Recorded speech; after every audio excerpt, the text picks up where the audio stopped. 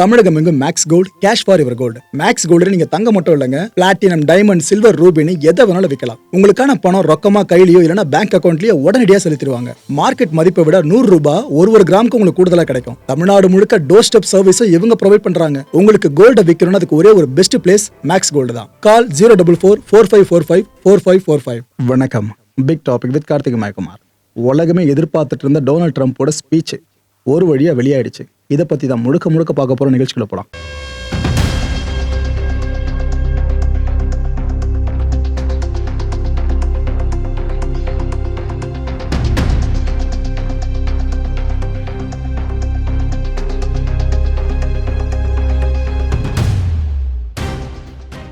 Donald Trump அவர்கள் அடிக்கடி செய்தியாளர்களை சந்திப்பாங்க. ஆனா அமெரிக்க நாட்டு மக்களுக்கு ஒரே நிகழ்த்துறன்றது சார்ந்து எமர்ஜென்சி டைம்ல, முக்கியமான டைம்ல மட்டும் தான் பேசுவார். இந்த டிவிலேயே ஃபுல்லா ஒளிபரப்பும் செய்வாங்க. அந்த டைம்ல ஒட்டுமொத்த அமெரிக்கா மட்டும் இல்லைங்க, உலகமே இப்போ கான்ஃப்ளிக்ட்ல இருக்குல்ல, எல்லாரும் உற்று நோக்குனாங்க என்ன பேச போறார் அப்படின்ட்டு. ஒன்று, இந்த போர் நிறுத்தத்தை அனௌன்ஸ் பண்ண போறாருன்னு எதிர்பார்த்தோம். அப்படி இல்லையா, ஈரானுக்குள்ள கிரவுண்ட் இன்வேஷனை அமெரிக்கா மேற்கொள்ள போகுது, இதை சார்ந்து அறிவிக்க போறாருன்னு எதிர்பார்த்தோம். இந்த எதிர்பார்ப்பு நம்மளுக்கு மட்டும் இல்லை, இது அமர்ந்திருக்காங்களே இவங்க எல்லாருக்கும் சேர்த்து தான். ட்ரம்ப்போட இந்த நேஷனல் அட்ரஸ் இருக்கு பாருங்க, ஒயிட் ஹவுஸோட கிராஸ் ஹாலில் நடந்துச்சு. இதை ஃபுல்லாக பார்த்துட்டு இருந்தது அமெரிக்காவோட கேபினெட்டு. அதுவும் முக்கியமான தலைகளெல்லாம் அங்கே இருந்தாங்க. ஒரு பக்கம் ரூபியோ, இன்னொரு பக்கம் பீட் ஹெக்ஸத்து. இவங்களை தாண்டி இந்த ஒட்டுமொத்த அமெரிக்க இராணுவத்தையும் கண்ட்ரோலில் வச்சிருக்க ஜெனரல் டான் கேன் எல்லாரும் கூர்ந்து கவனிச்சாங்க என்னதான் பேச போறார் அப்படின்ட்டு. டொனால்ட் ட்ரம்ப் அவர்கள் சார்ந்து பேசினாருங்க. 19 நிமிஷம் நிறைய விஷயங்களை பேசினாரு. அதை ஆங்கிலத்தில் ஃபுல் அண்ட் ஃபுல் பேசியிருப்பாரு. அதை முழுக்க உங்களுக்கு தமிழில் மொழியாக்கம் பண்றேன். நிறைய விஷயங்கள் மக்களே நீங்க எதிர்பார்த்திருப்பீங்களா. 2 மேட்ரு அதை பத்தி சொன்னாரான்னு கேட்டீங்கன்னா அதாங்க ஹைலைட்டு. இப்போ வேர்ட் பை வேர்டா பார்ப்போமா. என்னென்ன சொல்ல ஆரம்பிச்சாருன்னா, நான் இதோடு போற நிறுத்திடுவேன்னு எதிர்பார்க்குறீங்களா? அதெல்லாம் கிடையாது. இன்னும் 2 இல்லைன்னா 3 வாரங்கள் வரைக்கும் ஈரானை இது வரைக்கும் அடிக்காத அளவுக்கு அடிக்க போறேன்னு சொல்லியிருக்காரு. ஸோ ஃபர்ஸ்ட் விஷயமே எல்லாம் கிளியர் ஆயிடுங்க, இந்த போர் உடனே நிற்க போறது கிடையாது. அவரே சொல்லிட்டாரா, 2-3 வாரங்கள் வரைக்கும் நாங்கள் தொடர்ந்து அடிக்க போறோம் அப்படின்ட்டு. இந்த முறை நாங்க அடிக்கிற அடியில ஈரான் கற்காலத்துக்கே போயிடுன்னு சொல்றாரு. எவ்வளவு பேர் வார்த்தைகள் தெரியுதா மக்களே? இது ஈரான் ரெஜிம் மேல இருக்க கோபம். அப்ப அங்க இருக்க மக்கள் என்ன பாவம் பண்ணாங்க, ஈரானியர்கள். சொல்ற வார்த்தைகளை பாருங்க, அவங்கள கற்காலத்துக்கே அனுப்பிடுவோம், அப்பேற்பட்ட அடி அடிப்போம். நான் இந்த வாரம் ஆரம்பிக்கிறதுக்கு முன்னாடி சரி ஒரு 3 நாட்கள்லயே போர் முடிஞ்சிடும், அவ்வளவுதான் தாக்கு பிடிக்க முடியும் ஈரானால அப்படின்னு தான் நினைச்சு ஆரம்பிச்சேன்னு for the first time ஈரானோட பவர் இருக்குல்ல, அதை அவர் புரிஞ்சுக்கிட்ட மாதிரி இருக்கு. ஓப்பன் அப் பண்ணியிருக்காரு. 3 நாள்ல முடிஞ்சிடும் நினைச்சா இவ்வளவு நாள் இழுத்துட்டு போயிட்டு இருக்கு அப்படின்ட்டு. இந்த போர் முடியும் பார்த்தீங்களா, அந்த டைம்ல அமெரிக்கா இதுக்கு முன்னாடி இல்லாத அளவுக்கு பாதுகாப்பான நாடா மாறும். அமெரிக்கா இதுக்கு முன்னாடி இல்லாத அளவுக்கு பலமான நாடா மாறும். அமெரிக்கா இதுக்கு முன்னாடி இல்லாத அளவுக்கு வளமான நாடா மாறும்னு சொன்னாரு. ஏங்க இந்த சொன்னார்ல 3 மேட்ரு, இது 3மே அமெரிக்காவுக்கு இருக்கா இல்லையா? இப்போ இருக்க உலகத்துல அவங்க பாதுகாப்பான நாடு, வளமான நாடு, இவ்வளவு ஏன் பலமான நாடு இருக்கிற ஒரு விஷயத்தையே திரும்ப எத்தனை வாட்டி இவங்க பண்ணிட்டு இருப்பாங்க? சத்தியமான புரியல. ட்ரம்ப் இதை தான் அங்க பேசி வச்சிருக்காரு. அமெரிக்கன்ஸ் இதுக்கப்புறம் பார்த்தீங்கன்னா இந்த ஈரானோட நியூக்ளியர் பிளாக்மெயில் இருக்குல்ல, இதுல நாம சிக்க மாட்டோம். நாம இந்த முறை கிட்டத்தட்ட 3/4 கிணத்தை தாண்டிட்டோம். இன்னும் கொஞ்சம் தான், அதையும் தாண்டிட்டோம்னாக்கா இதுக்கப்புறம் அமெரிக்கர்களுக்கு பயமே இருக்காதுன்னு சொல்லிட்டு இருக்காரு. இந்த தோட்டா காதுல பாஞ்சது ஞாபகம் இருக்கா டொனால்ட் ட்ரம்ப்புக்கு? அந்த டைம்ல அவர் சொன்னார் பாருங்க, கடவுள் என்னை காப்பாத்திருக்காரு, அப்படின்னா ஏதோ நல்லது பண்ண போறோன்னு அர்த்தம் அப்படின்னு சொன்னாரு. அவர் அந்த டைம்ல ஈரான் மேல எவ்வளவு கோவத்துல இருந்தா நம்மளுக்கு புரிஞ்சுக்க முடிஞ்சது. ஆனா அந்த கோவத்தை இப்ப எப்படி திரும்ப சொல்றாரு, அமெரிக்க மக்களே கோவத்துல இருக்காங்க ஈரான் மேல, அப்படி ப்ரொஜெக்ட் பண்ணி விட்டாரு. ப்ரொஜெக்ட் பண்றதுல ட்ரம்ப் ஆட்சிக்கு ஆள் இருக்காங்களா, இதை சொல்லிட்டாரா? இதுக்கப்புறம் என்ன தெரியுமா சொன்னாரு, நம்மளோட மிலிட்டரி ஃபோர்ஸ் இருக்குல்ல, இதை உலகத்துல வேற எந்த நாட்டாலையும் கட்டுப்படுத்தவே முடியாது. அன்ஸ்டாப்பபிளா நம்ம சோல்ஜர்ஸ் அவ்வளோ தூரம் போரிட்டுக்கிட்டு இருக்காங்க. நாம இன்டென்ஸா சேட்டலைட் சர்வேலன்ஸ்குள்ள ஒட்டுமொத்த ஈரானிய வச்சிருக்கோம்னு அங்க அக்னாலேஜ் பண்ணிருக்காரு. செயற்கைக்கோள் மூலமா தான் ஈரான்ல டார்கெட்ஸ்லாம் செட் பண்ணப்படுதுன்ற விஷயத்த அந்த மனுஷன் இங்க ஓப்பன் பண்ணிருக்காரு. செயற்கைக்கோள்கள் அடிக்கடி வானத்துல ஏவுவாங்கல்ல, ஏன் எதுக்குன்னு தெரியாம இருந்தீங்கன்னா தெரிஞ்சுங்க மக்களே, இதுதான் முக்கியமான காரணம். நாம எல்லாத்தையும் வச்சிருக்கோம். நம்ம கிட்ட ராணுவம் இருக்கு, கப்பல் படம் இருக்கு, இன்னொரு பக்கம் விமானப்படம் இருக்கு, பலமா இருக்கு எல்லாமே. ஆனா ஈரான் கிட்ட ஒன்னுமே கிடையாது. 3/4 நாங்க அடிச்சு முடிச்சிட்டோம்னு சொல்லியிருக்காங்க. ஸோ இந்த கான்ஃப்ளிக்ட் இதுக்கப்புறம் ரொம்ப நாட்கள்லாம் போகாது, 2-3 வாரங்கள் வரைக்கத்திலேயே நம்ம மொத்தமா அடிச்சு முடிச்சிருவோம் ஈரான்னு திரும்ப ஒரு முறை கிளைம் பண்றாரு.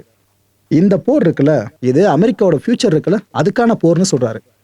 ஏன்னா நம்மளோட சந்ததி இதோட முடிஞ்சிடாது, அடுத்தடுத்து வர போறாங்க. அமெரிக்க குழந்தைங்கள்லாம் நிறைய பேர் பிறக்க போறாங்க. இவங்க எல்லாரையும் பாதுகாப்பா வச்சிருக்கணும்ல, அந்த தார்மீக பொறுப்பு அதிபரா எனக்கு இருக்குல்ல, அதுக்காக தான் இந்த போர் ஆரம்பிச்சிருக்கேன்னு ஜஸ்டிஃபை பண்ணி பேசியிருக்காரு. இந்த போருக்கு 20ஆம் நூற்றாண்டு 21ஆம் நூற்றாண்டு அந்த டைம்ல நடந்த போர்கள்லாம் பார்த்தீங்கன்னா ரொம்ப வருஷம்லாம் நீண்டு போயிருக்கும், பல மாதங்கள் பல வருஷங்கள்லாம் தொடர்ந்து போயிருக்கும்.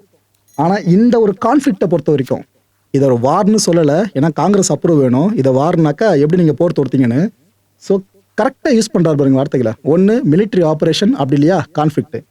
இந்த கான்ஃப்ளிக்டை பொறுத்த வரைக்கும் 32 நாட்கள் தான் ஆயிருக்கு. ஸோ அவ்வளோ பெரிய போர்களை இதுக்கு முன்னாடி நம்ம நிறைய பார்த்துருக்கோம் உலகம் முழுக்க. அது மேலே அது இழுத்துட்டு இருக்காது பாருங்களேன் அப்படின்றாரு. ஆனால் இவர் என்ன சொன்னார், 3 நாட்களில் முடிஞ்சிடும் நினச்சம்பா, ஆனால் இவ்வளோ தூரம் இழுத்துட்டு போயிட்டாங்கப்பா அப்படின்னாரு. ஸோ அமெரிக்காவோட கணிப்பின்படி அது இங்கே தவறுதலாக முடிஞ்சிருக்கு. 32 நாட்கள் ஈரான் தாக்கு பிடிச்சிருக்கிறது அமெரிக்காவுக்கு ஒரு பெரிய சாதகமான விஷயம் இல்லைங்க, பாதகமான விஷயம் தான். ரைட்டு. அமெரிக்கா எண்ணெய், இதுமாரி வெளிநாடுகளில் இருக்க எண்ணெய் மேலே அமெரிக்கா ஆசைப்படுறதா? ஏன்பா அப்படிலாம் போய் சொல்கிறீங்க? ட்ரம்ப் ஆதங்கப்படுறாரு. ஏன் அப்படிலாம் போய் சொல்கிறீங்க? நம்ம நாட்டில் அவ்வளோ எண்ணெய் இருக்கு, இதை விட்டு எதுக்காக வெளிநாடுகளில் இருக்க எண்ணெய் மேலே நான் ஃபோக்கஸ் பண்ண போகிறேன் அப்படின்னு கேட்குறாரு. வெனிசுவேலா மேலே எதுக்கு கை வச்சது அமெரிக்கா? இதுக்கான பதில் உங்களுக்கே தெரியும்ல. ரைட் விடுங்க. தொடர்ந்து என்ன சொல்கிறாரு, இந்த மிடில் ஈஸ்ட்ல இருந்து எண்ணெய் வேணும்னு சொல்லி அடம் பிடிக்கிற நாடுகள் நிறைய இருக்கு. ஆனால் அமெரிக்காவுக்கு அந்த தேவையே கிடையாது. மிடில் ஈஸ்ட்ல இருந்து எண்ணெய் வந்தா என்ன, வரலனா என்ன, நம்மளுக்கெல்லாம் பிரச்சனை கிடையாது. அந்த நாடுகள்லாம் ஒன்று சேர்ந்து இந்த ஹார்முஸை ரீஓப்பன் பண்ணுறதுக்கு இதுக்கப்புறம் எதனா பண்ணி தொலைவிட்டோம், நான் பெருசாக தலையிட மாட்டேன்ற மாதிரி பேசி வச்சிருக்காரு. அங்கேருந்து வர்ற எண்ணெய் உங்களுக்கு தானே தேவை, நீங்கள் சண்டை போட்டு எப்படியாச்சும் ரீஓப்பன் பண்ணிக்கங்க, நான் அதுவும் பண்ண மாட்டேன்றாரு. ஒரு சின்ன திருத்தத்தில் என்ன பார்த்தீங்கன்னா, இந்த பிரச்சனையை ஆரம்பிச்சது அமெரிக்கா. அமெரிக்கா பிரச்சனை ஆரம்பிக்காமல் இருந்திருந்தா ஹார்முஸில் யார் சண்டை போட்டுட்டு இருக்க போறா? யாருமே இல்லை. அப்புறம் எதுக்கு மற்ற நாடுகள் ஈரான் கிட்ட சண்டை பிடிக்கணும்? அடிப்படையே இங்கே அடிப்படுதா? ரைட்டு. அடுத்து என்ன சொல்றாரு, நிறைய பேரை கூப்பிட்டேன் இந்த போர்ல எல்லாம் இணைங்க, ஈரானுக்கு எதிராக நம்ம பாடம் புகட்டுவோம், ஈரான் கதையை முடிப்போன்னு பல நாடுகளை கூப்பிட்டேன். ஆனால் யாருமே வர மறுத்துட்டீங்களே, ஒருத்தர் கூட எனக்கு ஹெல்ப் பண்ண வரல மனசில் வச்சிருக்க. ஸோ இதுக்கப்புறம் நீங்களே ஹார்முஸுக்கு போயிட்டு நீங்களே அந்த ஹார்முஸை ப்ரொடெக்ட் பண்ணி உங்கள் நாடுகளுக்கு தேவையான கேஸ் ஆயிலெல்லாம் நீங்களே பார்த்துங்கப்பா, நான் எதுவும் பண்ண முடியாது உங்களுக்கு. அப்படி இல்லையா, ஒரு சின்ன வழி இருக்கு, நான் அதை சொல்கிறேன், அதை வேணால் யோசிச்சு பாருங்கன்றாரு. மக்களே, இந்த கான்ஃப்ளிக்ட் ஆரம்பித்த டே 1 நம்ம போட்ட வீடியோ இருக்குல்ல சில மாதங்களுக்கு முன்னாடி, அப்போ தெளிவாக சொன்னோம், அமெரிக்க ஆயில் சேலை அதிகப்படுத்த அமெரிக்கா என்ன வேணாலும் எக்ஸ்ட்ரீம் போவாங்கன்னு சொன்னோம்ல. இதைத்தான் ட்ரம்ப் இங்கே மென்ஷன் பண்ணியிருக்காரு. ஒரு சின்ன ஐடியா என்னன்னாக்கா, அமெரிக்கா கிட்ட அவ்வளோ எண்ணெய் இருக்கே, வாங்கிக்கிங்க, நீங்கள் எதுக்காக இதுக்கப்புறம் ஃபுல்லாக மிடில் ஈஸ்ட்டை நம்பி இருக்கணும்னு மிடில் ஈஸ்ட் அடிமடியிலே கை வச்சிருக்காருங்க டொனால்ட் ட்ரம்ப். தான் ஒரு பெஸ்ட் பிஸ்னஸ் மேன்ன்றதை எப்படி காமிச்சிருக்காரு பார்த்தீங்களா?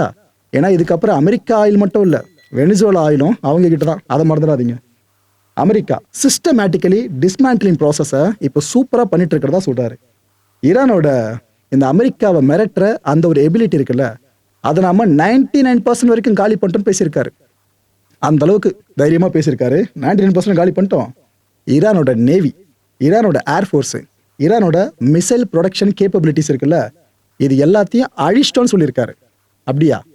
அடிச்சிட்டா அப்புறம் எப்படி மிடில் ஈஸ்ட்ல அவ்வளோ மிசைல்ஸ் வருது, ட்ரோன்ஸ் வருது, இஸ்ரேல் அந்த அளவுக்கு போட்டு அடிக்கடி அடிச்சுக்கிட்டு இருக்காங்க, இதை நம்ம முழுசாக ஏற்றுக்க முடியல. சரி, ரைட் விடுங்க. ஏன்னா ஒரு நாட்டோட தலைவர் பேசுறாருன்றதுக்காகவே அவர் எல்லாம் உண்மையை தான் சொல்றாருனோ நாம ஒரு முடிவுக்கு வர முடியாது.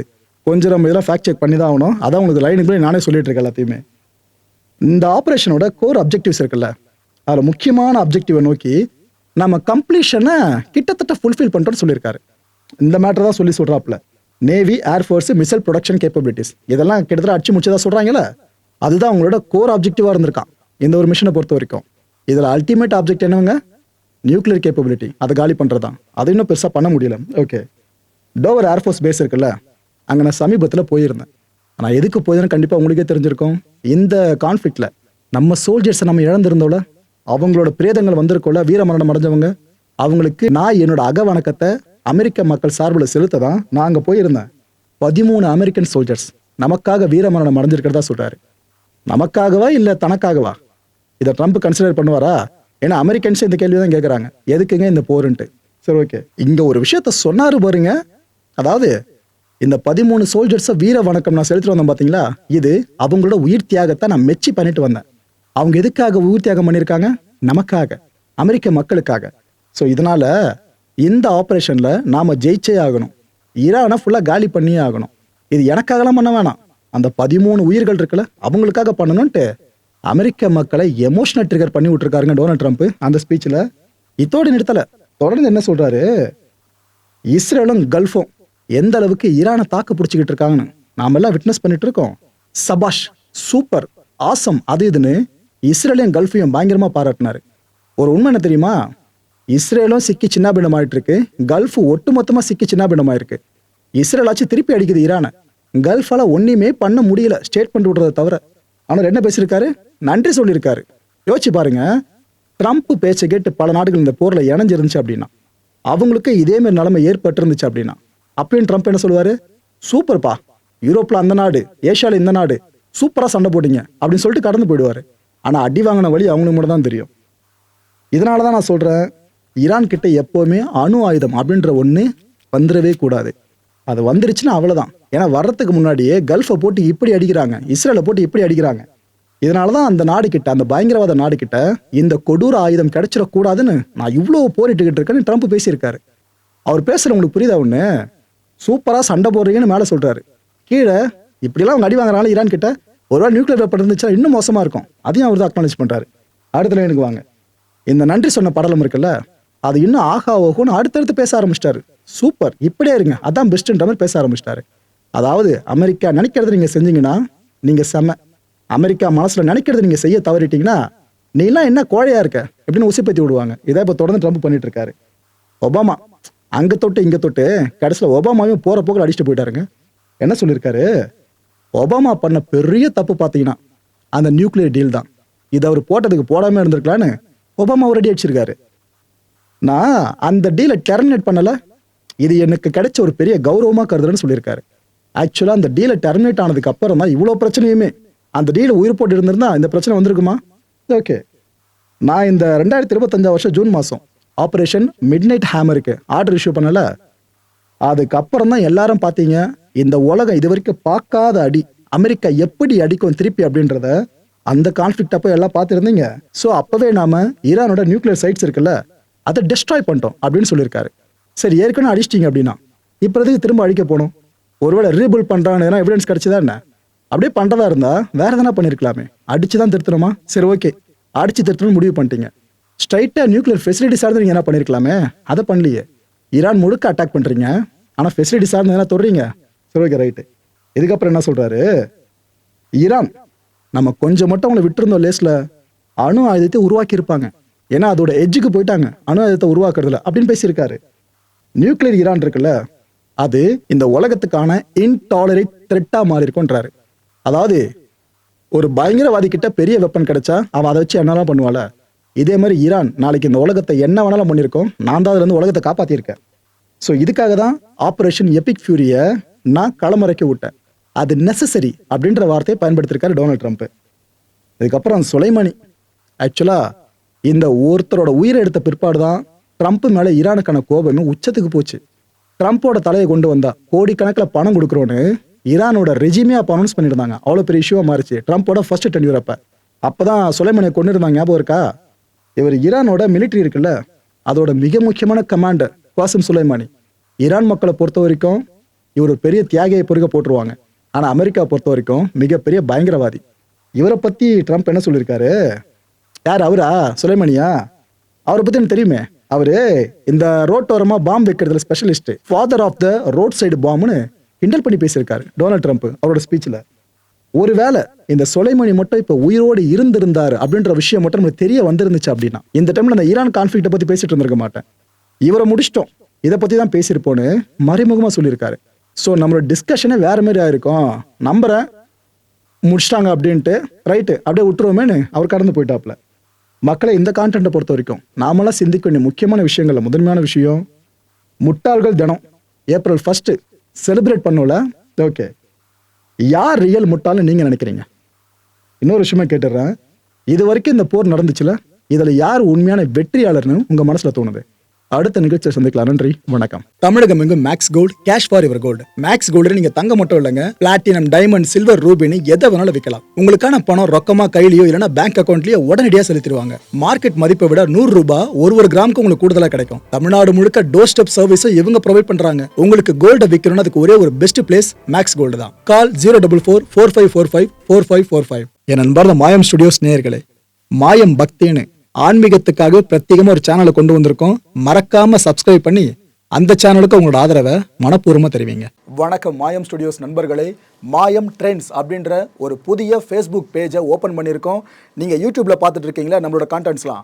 இதெல்லாம் விட ஒரு படி மேலே ரொம்ப கிறிஸ்பாகவும் ரொம்ப சூப்பராகவும் நிறைய கான்டென்ட்ஸ் உங்களுக்கு இந்த பேஜில் காத்துட்ருக்குங்க. ஸோ உடனடியாக ஃபேஸ்புக் பிளாட்ஃபார்ம் போங்க, மாயம் ட்ரெண்ட்ஸ்னு டைப் பண்ணி சர்ச் பண்ணி நம்ம பேஜை ஃபாலோ பண்ணுங்கள். அப்படியே நம்ம சேனலையும் நீங்கள் சப்ஸ்கிரைப் பண்ணிட்டீங்க அப்படின்னா இன்னும் நிறைய புது கான்டென்ட்ஸை உங்களுக்காக ப்ரொடியூஸ் பண்ணி கொடுத்துக்கிட்டே இருப்பாங்க. நீங்கள் பண்ணுற ஒவ்வொரு சப்ஸ்கிரிப்ஷனும் எங்களுக்கு பெரிய மோட்டிவேஷனாக அமையும்.